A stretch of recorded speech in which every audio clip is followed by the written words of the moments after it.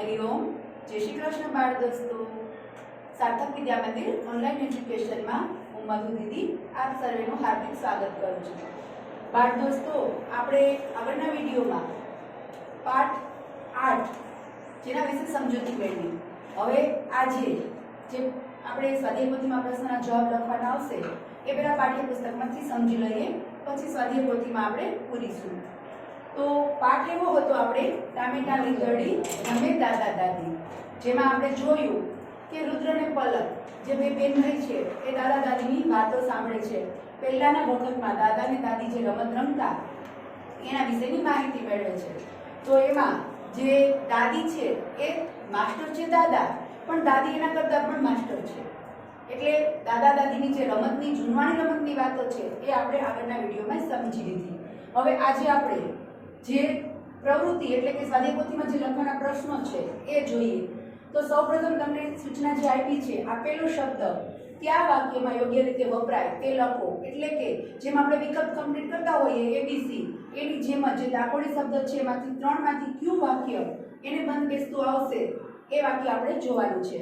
તાકોડી એટલે સમજી લીધું કે જે નિશાન તાકી શકે, જેની ઉપર નજર પડે એ નિશાનને તાકી શકે એને તાકોડી કહેવાય। એટલે તાકોડી શબ્દમાં ત્રણ વાક્ય છે, એમાં છે પહેલું ઈજુબેન ભારે તાકોડી, જેટલી તક મળે બધી લઈ લે।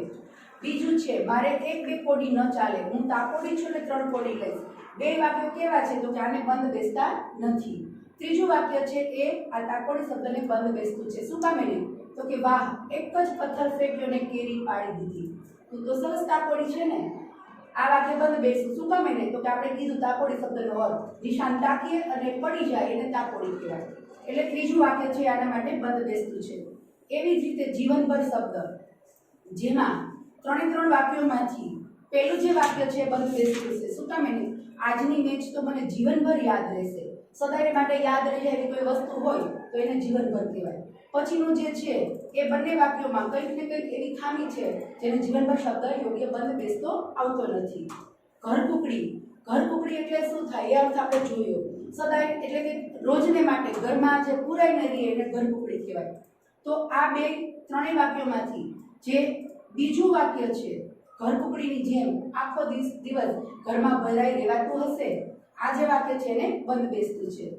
ચસ્કો એટલે કોઈ વસ્તુ ખાવાની તીવ્ર ઈચ્છા, તો એના માટે શું વાક્ય આવશે તો કે એમાં જે વાક્ય છે એનું બીજું વાક્ય એમાં ખાવાની ઈચ્છા એટલે એવું નહીં પણ કોઈ વસ્તુ આપણને પ્રિય હોય તો એ પણ એને લાગુ પડી શકે। એટલે એમાં બીજું વાક્ય આવશે એને ક્રિકેટનો ભારે ચસ્કો, આખો દિવસ રમ કરે।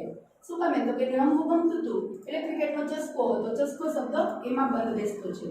માસ્ટર શબ્દ જે ઉસ્તાદ છે, જે કોઈ પણ પ્રવૃત્તિમાં હોશિયાર છે એને માસ્ટર કહેવાય। એટલે આમાં જે વાક્ય બંધ બેસે છે એ આવશે સુરેશભાઈ તો કબડ્ડીના માસ્ટર છે એટલે એમની જ ટીમ જીતશે, આ વાક્યમાં બંધ બેસતું આવે છે। પાછું આપણું જે ગીત છે ગીત આવ્યું એ ગીતનું આપણે ગાવાનું છે। અત્યારે આપણે પ્રવૃત્તિ જે જોઈએ છીએ ક્લાસમાં આપણે બાળકો જ્યારે ગીતનું ગાવાનું આવતું હતું ત્યારે ગાતા હતા, અત્યારે તમારે ઘરે ગીત ગાવાનું છે। ત્યાર પછી મિત્રો સાથે ચર્ચા કરવાની જવાબ લખવાના છે। રમતનું નામ છે આ પ્રવૃત્તિ, આ પ્રશ્નો સ્વાધ્યાય પોથીમાં આવશે ત્યારે આપણે કોઈ એક રમત પસંદ કરી અને એના જવાબ એમાં લખવાના થશે। ત્યાર પછીના જે લીટી કરેલા શબ્દો છે અંદર, બહાર, ઉપર, વચ્ચે, આગળ, પાછળ, નીચે, બહાર, આ શબ્દો શું સૂચવે છે તો કે નામયોગી છે। નામયોગી એટલે નામની પાછળ લખી શકાય અને કંઈક એ પરિસ્થિતિ બતાવે એને નામયોગી કહેવાય। એટલે અહીંયા જે શબ્દો લીટી કરેલા છે એ શબ્દો વિશે તમને પૂછ્યું છે એટલે એ શબ્દોને નામયોગી શબ્દ કહી શકાય। ત્યારબાદ જે તમને પ્રવૃત્તિ આપી છે એ પ્રવૃત્તિ ચિત્ર જોઈને ડાબા જમણા હાથે ફરવાનું, કોણી પકડવાની પ્રવૃત્તિ છે જે પ્રવૃત્તિ આપણે અત્યારે ન કરી શકીએ। હવે ત્યારબાદ ચિત્ર જોઈને આપણે એક જે ફકરો છે નીચે એ ફકરો જોવાનો થશે, જેમાં તમે જુઓ ચિત્ર પહેલા તમને સમજાવી દઉં। બે બાળકો છે એ અહીંયા બેઠા છે, બે ભાઈ ખાટલા ઉપર બેઠા છે, બે બાળકો બેઠા છે જે વાતો સાંભળે છે। ત્રણ બાળકો રમી રહ્યા છે, અહીંયા કુકડો ને મરઘી છે, એક બે માથા પર સુંદર લઈને જાય છે, ગાય છે, એક છોકરી છે।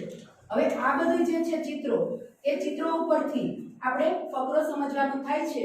તો જ્યાં ભૂલ છે એ ભૂલને આપણે થોડી જોવાની થશે. ભૂલ છે એ ભૂલ માટે આપણે જોઈએ તો ભૂલમાં જે શબ્દ ખોટો લખાયેલો છે એ શબ્દને એક બહે માથા ઉપર ને બદલે મા શબ્દ લખાણો છે. જુઓ, માથામાં માં ન આવે, માથા ઉપર ટોપલો ઉપાડીને જાય છે.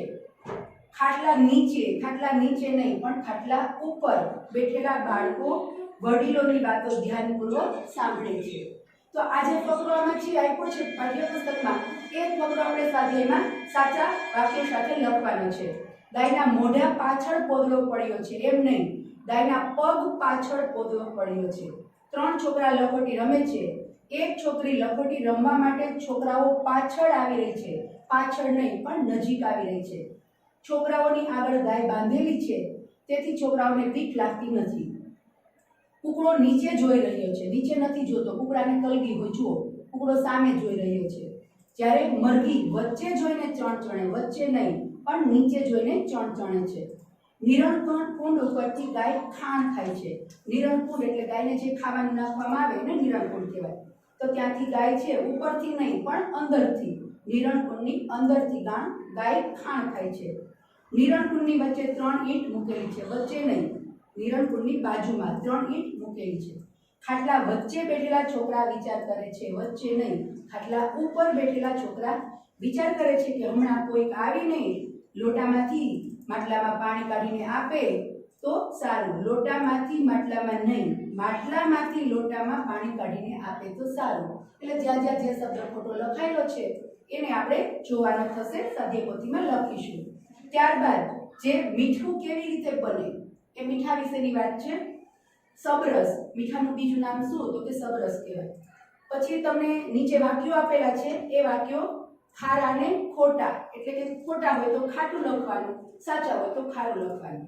હવે તમને મીઠા વિશે પ્રવૃત્તિ જે આપી છે, મીઠું કેવી રીતે બને, તમે કોઈ દિવસ સબરસ ચાખ્યું છે? સબરસ એટલે મીઠું, મીઠું તમે ચાખ્યું છે? આવું તમને કોઈ પૂછે તો મૂંઝાઈ ન જતા, કેમ કે સબરસ એટલે મીઠું. મીઠું કોણ છે? તો કે રસોડાનો રાજા છે. કોઈ પણ રસોઈમાં મીઠું ન હોય તો કેવી લાગે? સ્વાદ વગરની. એટલે મીઠા વગરની રસોઈ ભાવે નહીં. મમ્મીને તમે પૂછો તો મમ્મી પણ એમ જ કહેશે રસોડાનો રાજા છે તો એ મીઠું છે. હવે મીઠું કેવી રીતે પાકે તો એના માટેની સમજૂતી આપી છે. દરિયા કિનારેની જમીન હોય એમાં ક્યારીઓ કરે, એટલે કે એવા ખાડા બનાવવામાં આવે જેમાં દરિયાનું પાણી ભરી દેવામાં આવે. પછી એમાં જે પાણી ભરાઈ ગયું છે, દરિયાનું પાણી કેવું હોય બાળકો? ખારું હોય. હા, એ ખારું પાણી ખાડામાં ભરાઈ જાય પછી એને તડકો સૂરજ દાદા એકદમ તડકો આપે, એમાં એ પાણી સુકાઈ જાય. અને એમ કરવાથી જે પાણી છે બાષ્પીભવન થાય. બાષ્પીભવન એટલે શું? તો કે પાણી ગરમ થાય. આપણે ઘરે ગેસ ઉપર પાણી ગરમ મૂક્યું હોય તો તપેલામાંથી ઊંચે ધુવાળા જેવું દેખાય છે ને, વરાળ કહેવાય. એ બાષ્પીભવન છે. તો અહીંયા પણ એવું જ બને છે. તડકો પડવાને કારણે જે પાણી ભરાયેલું છે એ ગરમ થાય છે અને એમાંથી વરાળ બને અને બાષ્પીભવન થાય છે. અને પાણીમાં જે વરાળ બની એ ઉડી જાય છે, એટલે કે અદૃશ્ય થઈ જાય છે હવામાં.